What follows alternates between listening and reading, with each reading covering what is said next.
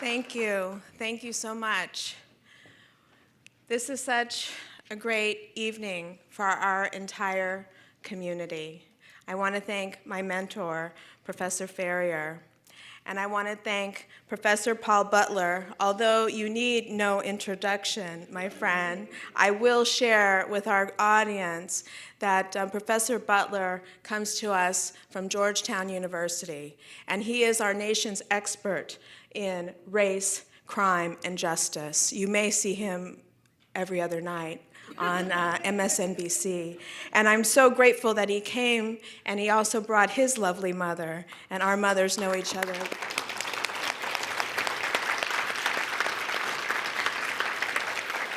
Professor Butler, thank you so much for being my big brother in the Academy.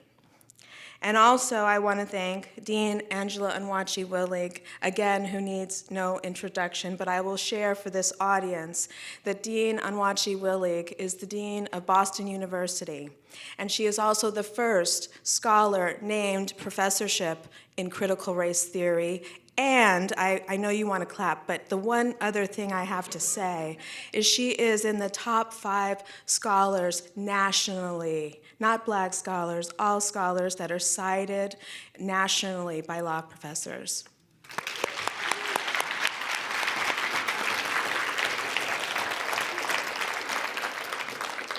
Thank you for being my sister dean and my confidant and inspiration as we lead law schools across the nation.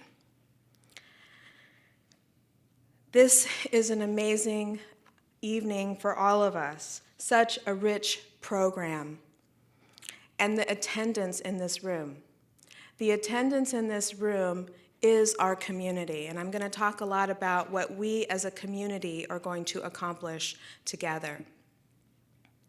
I want to thank our choir. That was beautiful and uplifting and inspiring, and I think also appropriate for Black History Month.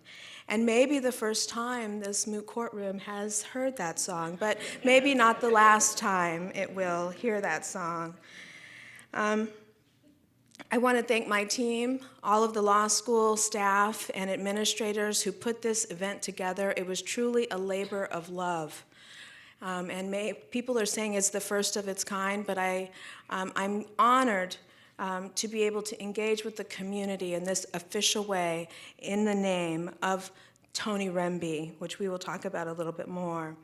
Tony Remby broke the ceiling so that we could stand here and do great things, and I'm internally grateful for her legacy and all that she has accomplished for women and for lawyers. I want to thank my mother, who's here with us tonight, who supported me through my career. And thank you, Mom.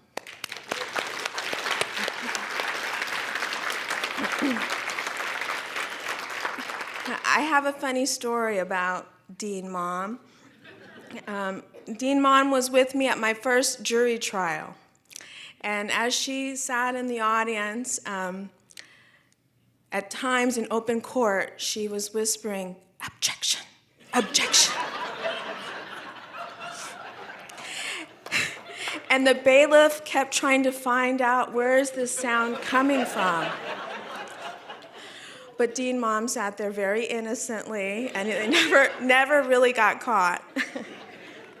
She no longer tries to object in court, but she has supported me in my research throughout my career and attended The Hague with me and appellate proceedings there. And she supported me in my efforts as dean in Florida, where she was a supporter and a donor and helped law students who were taking the bar. And they also affectionately called her Dean Mom. And she's here with me in Seattle, and she's ready to embrace this UW law community. So again, thank you, Dean Mom.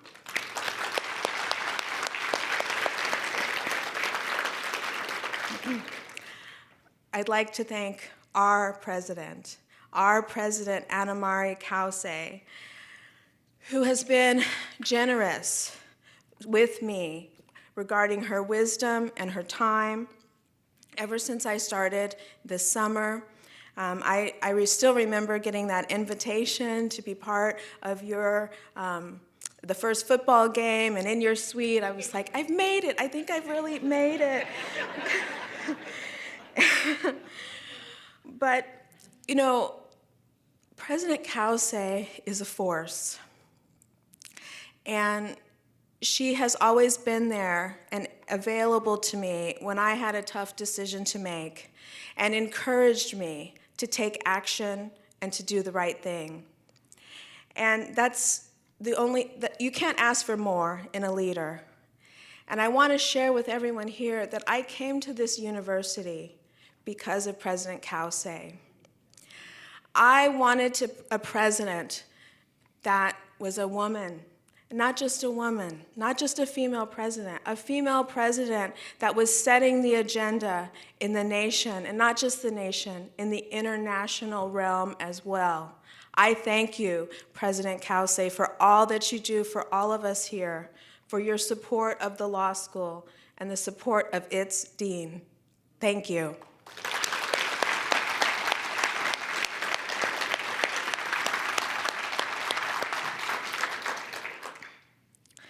This is a special time. This is a special place. And this is a special community. I am so honored to be here. And, you know, we're here tonight because of an academic appointment officially, but this gathering today is about so much more than that. You know, when I think of this community, I am overwhelmed with three primary emotions: pride, gratitude, and hope. I have pride. I have strong UW pride. And I am so grateful for the warm welcome that I have received from the administration, the university, the regents that are here, my dean colleagues across campus, the chancellors across campus, all of the staff and administration, all of the law faculty, all of the law staff, and my beautiful students. I have hope. Hope is a very strong emotion, because when I look across this room, I see friends, I see colleagues, I see leaders of business and law, but really what I see is a family. I see a family with old and new members, and I am so impressed about what we are going to do together. This is just the beginning for us. And what inspires me personally directly correlates with this great institution: to be the best. To be the best, to be the best measured by global impact, and we're going to talk about that tonight. You know, my family always instilled in us to never give up, and consistent with William H. Gates Sr.'s motto, to always show up. And I show up daily, and I show up with my authentic self, ready and able and willing to solve problems, to move the ball forward for the future of change. That's what leaders do. And I'm honored and privileged to be a leader in this community, a community of innovators and trailblazers. My remarks tonight are inspired by each and every one of you, but they are additionally inspired in part by a book series really, authored by Kobe Yamada. What you do matters. And we are so fortunate that the author has gifted these books to all of the attendees of this investiture. Yes, he's a local, and that was great. The concepts in these books are powerful because they remind us of the unrelenting mind of a child. The child's heart is so pure and open-minded to possibilities. A child's heart is able to imagine the future without limits, without boundaries, can be bold and courageous, really boundless, right, President Cauce? We too will work together to be boundless, to be courageous. All of us will for this institution. So Yamada's work tackles three big issues that every successful leader has to consider and every institution has to address. What to do with a chance, what to do with a problem, and what to do with an idea. Some of you may recall that I shared that my journey to Seattle began in a small cafe in Paris. It's true, where a member of our community began to recruit me and encourage me to take notice of a potential chance at the University of Washington School of Law. Yamada's book, What to Do with a Chance, helps guide us, right? He says, quote, "One day I got a chance.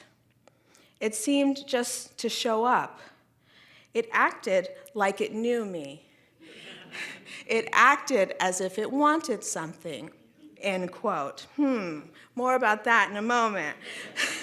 But Yamada's book takes us through all the natural human emotions that we go through when faced with change. But he emphasizes that the key ingredient necessary when confronted with a chance is to be ready. So, what do you do with a chance? Yamada says, you take it, because it might just be the beginning of something incredible. I am here, ladies and gentlemen, to tell you that the UW Law is incredible.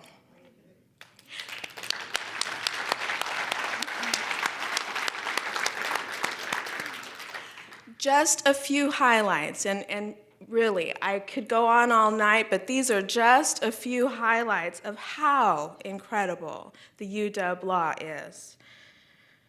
Our faculty. Professor David Owens, who leads our Civil Rights and Justice Clinic, just recently won a $45 million wrongful conviction verdict.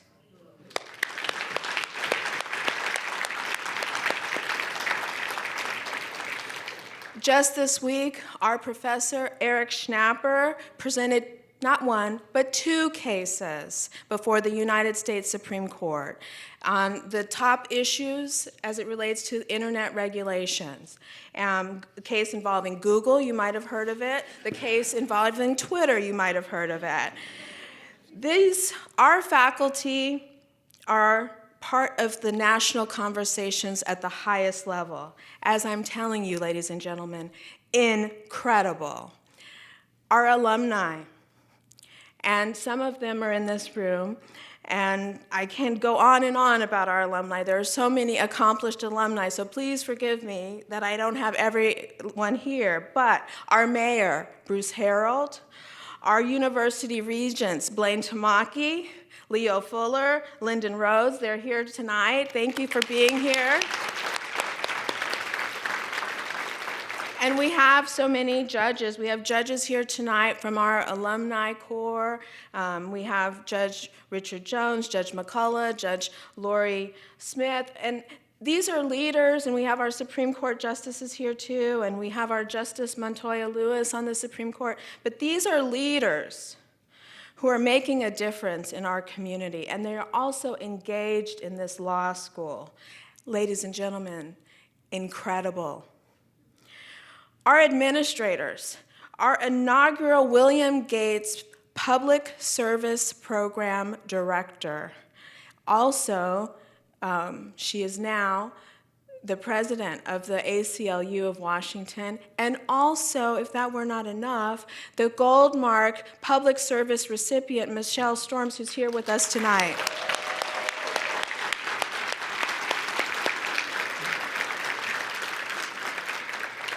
She remains engaged with our students and our graduates in advancing the public good. Incredible. And also, I have to mention our Gates Foundation Advisory Board members and leader who is here tonight, Eileen Flower. Thank you so much. Incredible. And our Gates scholars go on to do justice all across the world. I just named one of our first Gates scholars, Colleen Melody, who is a leader and a division chief at the Attorney General's office. Incredible. Our students, okay? Now, deans, I know I have some famous dean, fancy dean colleagues in the room, but my students are the best, I have to tell you. I have the most amazing students, and I have the receipts to prove it. Just this week, 9 student organizations collaborated and organized an event during Diversity Week, moderated by Chief Justice Stephen Gonzalez of the Washington State Supreme Court, with over 100 attendees, lawyers, students, professors, community leaders, and a panel of diverse presenters, race, gender, ethnicity, disability, and several practice areas. Our students are living what inclusion looks like. They are moving the ball forward, not just for DEI, but for DEIB, belonging. And they would not know how to do that if they weren't also being shepherded by our core administrators, our Dean of Diversity, William Covington,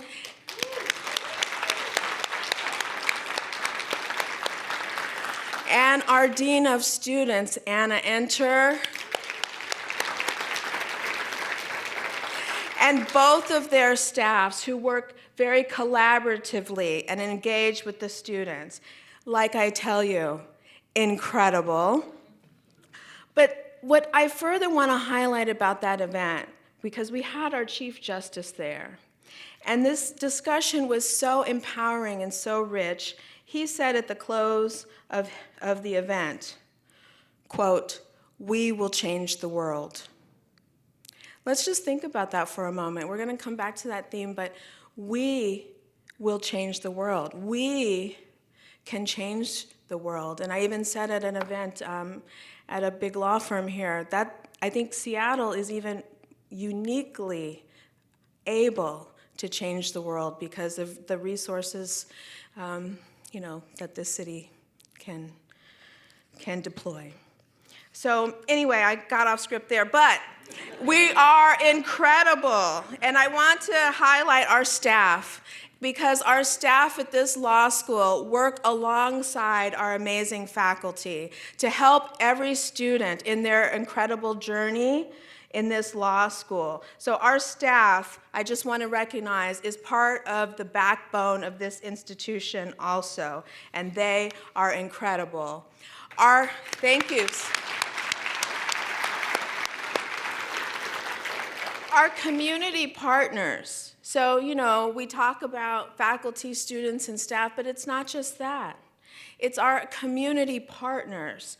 We are partners with the Washington Leadership Institute and Justice Yu and James Williams, who are here with us tonight. And they have committed, really their life's work, to making sure to mentor lawyers and change the possibilities of what leadership looks like in this state of Washington. I have to tell you, Justice Yu and James Williams, you are incredible.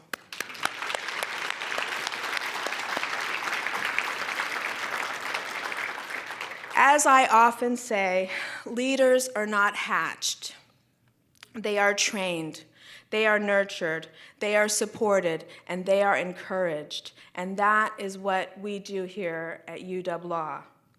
We are training global leaders, and it's just incredible. So ladies and gentlemen, I tell you from experience, from a small cafe in Paris, if you get the opportunity for a chance, take it. lean into it, take hold of it, and make it your own, because it might just be the start of something incredible. You know, Yamada goes on to teach us about what to do with a problem. And this is one of my most fun, favorite topics, right? Because that's what lawyers do. I'm sure Yamada never envisioned his books being in the hands of lawyers, right? But problems are our business. Problems are our passion, and problems are our mission. But Yamada highlights that no matter how big and how scary the problem, it's not really even a problem at all. It's an opportunity in disguise. And our law school has a legacy of taking on real challenges head on and converting them into opportunities. Just a few examples of our global impact: our Asian Law Center, our Native American Law Center, our Bear Institute for Sustainable International Development, our Global Business Law Institute, our IP, health law, immigration law, entrepreneurial law clinics, and our tech policy lab, which I would also highlight, in my view, is the gold standard of interdisciplinary work across campus. These centers are led by leaders in our community, right, that are driven and are at the top of their field. Our directors in these programs, amazing professors like Professors Swantao Nguyen, Monty Mills, Anita Ramastrovsky, Scott Shoemaker, Jennifer Fan, Christine Chimini, and Ryan Kalo. And they're donors for these programs, and they're supporters of these programs. Many of them are here with us tonight. And I want to recognize your commitment and recognize your support. But these centers of excellence are problem-solving centers. They're interdisciplinary centers, and they're hubs for building the next generation of leaders. So our school has a reputation and a commitment to excellence, and I'm here to say we are not taking our foot off the gas.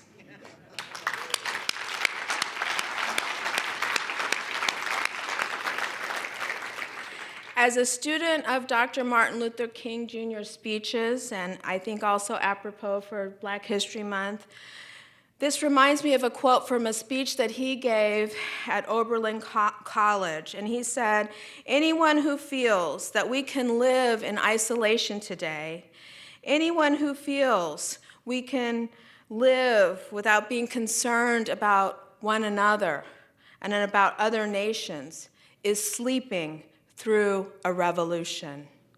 The world in which we live is geographically one, and our president always says, what is global is local, and what is local is global. And this law school is focused on its mission of maximizing global impact.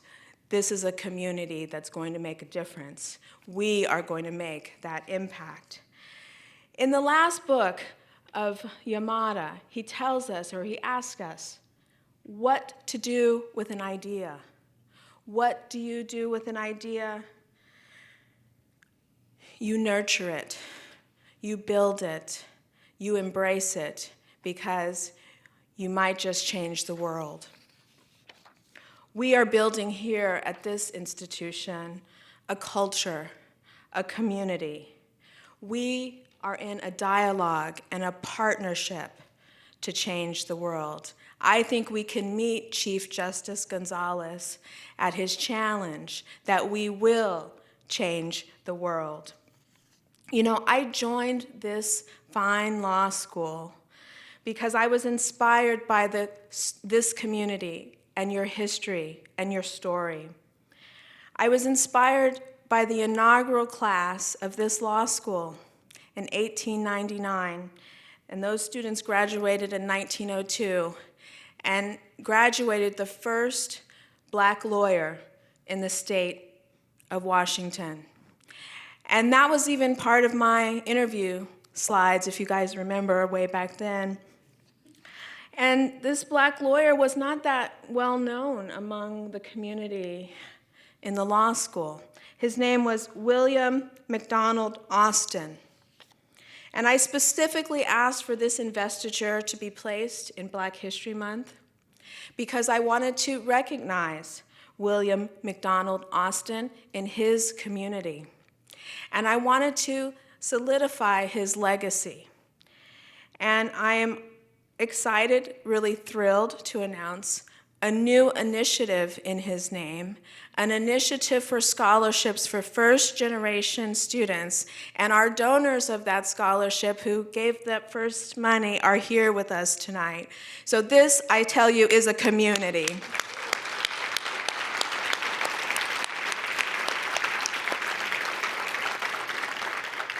Because scholarships are the great equalizer to access to justice. And I encourage others that are willing to join us in this initiative. At the UW, excellence is one of our defining values. We have a cutting-edge curriculum which is designed and focused on professional identity formation, which leads to every student finding an opportunity, not just a job, an opportunity that meets the fire of their passion, the fire of their dream to impact justice. We are training leaders. And I'm not going to tell you that it takes a village to raise a baby lawyer,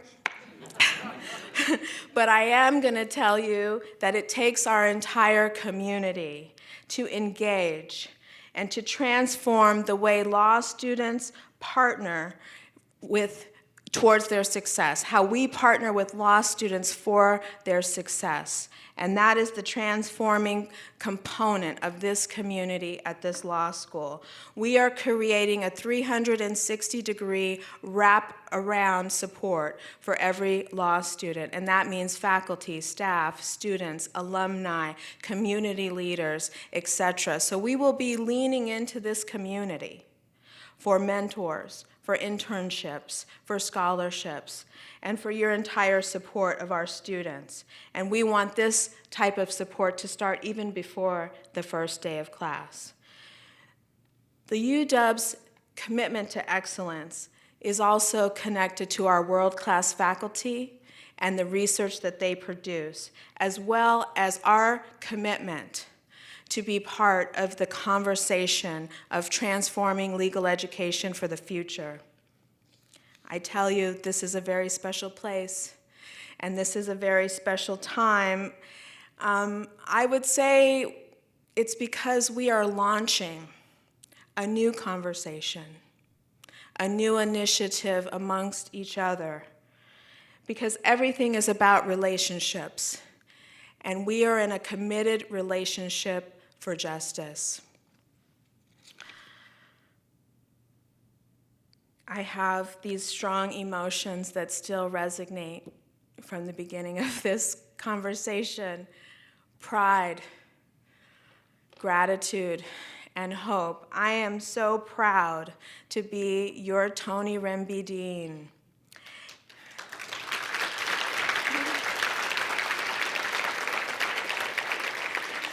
And to be a leader among a community of leaders. I am grateful for this engaged and collaborative community, and I have hope, which again I think is the strongest emotion, because hope is always forward-looking, and hope is what can drive you to change the world. And I thank you. Thank you very much.